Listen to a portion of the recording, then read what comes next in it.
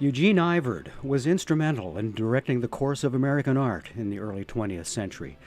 At a time when American art was being shaped and reshaped, challenged and redefined by the European isms of fine art, Cubism, Impressionism, Expressionism, and Abstraction, Iverd's work provided a solid foundation for the genre of American Realism.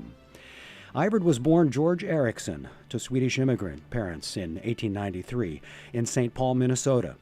As a young boy, he showed interest in art, keenly observing the beauty in scenes of everyday life near his family's home.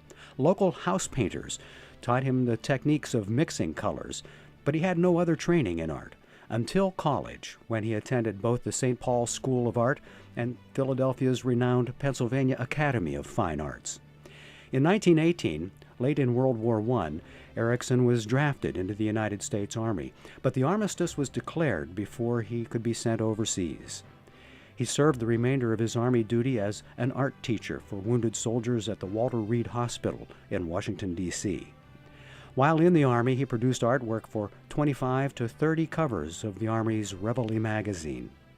During his time at Walter Reed, he was asked to depict the contribution of the United States Army to the Musée de l'Armée in Paris, France.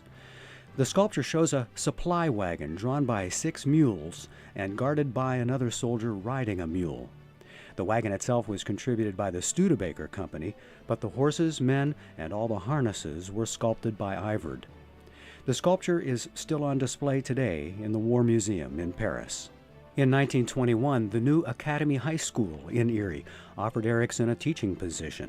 He accepted it and proved to be an invaluable resource to his students, many of whom went on to artistic celebrity.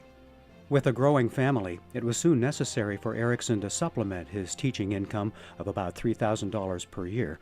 He began doing commercial advertisements for companies including Campbell Soup, Monarch Foods, Chipso Soap Company, Iodent Toothpaste, and Winchester Western Company. Ultimately, over 60 advertisements were published. He also created 20 magazine covers for the Christian Herald magazine during the early to mid-1920s. Most of these were intensely beautiful and evocative landscapes. In 1926, he decided to send his work featuring children and young people to the Saturday Evening Post, the premier magazine of the day. He sent 5 original paintings. All of these were signed Eugene Iverd, a name he coined because his brother's name was Iverd. One of these was accepted immediately, commencing his work for the Saturday Evening Post. Iverd produced 29 covers for the Post. In total, Iverd illustrated more than 60 covers for popular publications in the 20s and early 30s, including the Ladies' Home Journal, McCall's Magazine, American Magazine, Progressive Farmer, Successful Farmer, Farmer's Wife, Farm Journal, and the Saturday Evening Post. He also did over 25 illustrations for short stories published in the magazines of the day. Finally, he produced 25 to 30 lithographs and calendar paintings. His productivity was legendary. Ericson's charmingly authentic portraits, modeled after residents of Erie and his own wife and 3 children, popularized the artist Iverd as one of the Saturday Evening Post's most gifted cover illustrators, as sought after as Norman Rockwell.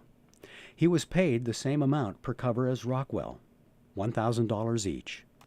It was the heyday of regional realism, and the vivid hues and fluid brushwork of Iverd's pieces, strongly influenced by French Impressionism, made scenes of private, everyday life accessible to readers of the Post and secured American realism's prominence in the art world for decades to come. Eugene Iverd was catapulted into professional success, producing an astonishing 150 published and meticulously crafted magazine covers, story illustrations, and advertisements, as well as many lithographs and calendar paintings in only a decade as a professional artist. Of those 10 years, he was a full-time artist for only 3. It is possible that his achievements would have far exceeded those of his contemporaries had his life not been tragically cut short. George Ericson died in 1936 at the age of 43, leaving behind a legacy that reshaped a century of art.